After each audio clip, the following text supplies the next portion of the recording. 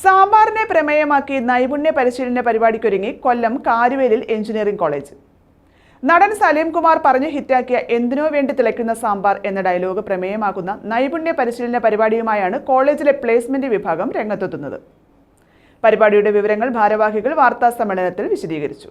സാമ്പാറിൽ ഉപയോഗിക്കുന്ന പച്ചക്കറികളെയും ചേരുവകളെയും നൈപുണ്യ ആർജവ കഥാപാത്രങ്ങളാക്കി അവതരിപ്പിച്ച് എല്ലാ വിദ്യാർത്ഥികൾക്കും ലക്ഷ്യബോധം നൽകുകയും പഠന കാലയളവിൽ തന്നെ ജോലി ഉറപ്പുവരുത്തുകയും ചെയ്യുന്ന പരിശീലന പരിപാടിയാണിത്.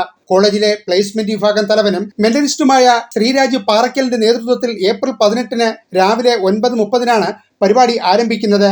സലിം കുമാറിന്റെ മകനും ചലച്ചിത്ര താരവുമായ ചന്തു ചടങ്ങിൽ മുഖ്യാതിഥിയായിരിക്കും. മെന്റലിസം എന്ന കലാരൂപത്തിന്റെ അകമ്പടിയോടെയായിരിക്കും ക്ലാസുകൾ നടക്കുന്നത്. അനുഭവപരമായ നൈപുണ്യ ആർജവം ഉറപ്പുവരുത്താനായി സാമ്പാർ പാചക മത്സരവും പരിപാടിയുടെ ഭാഗമായി ഉണ്ടാകും.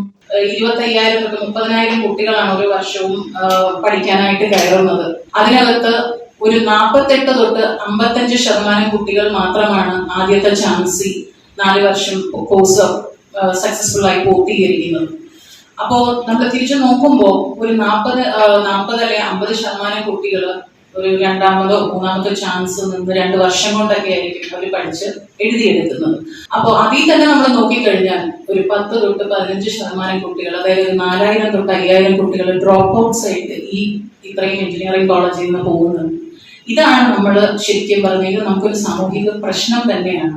കോവിഡിന് ശേഷം വിദ്യാർത്ഥികളുടെ പഠന സമ്പ്രദായങ്ങളിലും ഏകാഗ്രതയിലും വന്ന മാറ്റങ്ങൾ അനുഭവവേദ്യമായ പഠന പരിശീലനങ്ങളുടെ ആവശ്യകതയിലേക്ക് ക്യാമ്പസുകളെ നയിക്കുന്നുണ്ടെന്ന തിരിച്ചറിവാണ് ഇത്തരം വ്യത്യസ്തമായ പരിശീലന പരിപാടിക്ക് പ്രേരണയായതെന്ന് സംഘാടകർ അഭിപ്രായപ്പെട്ടു.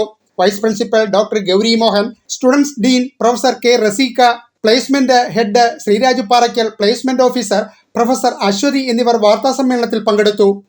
ന്യൂസ് ബ്യൂറോ, കൊല്ലം.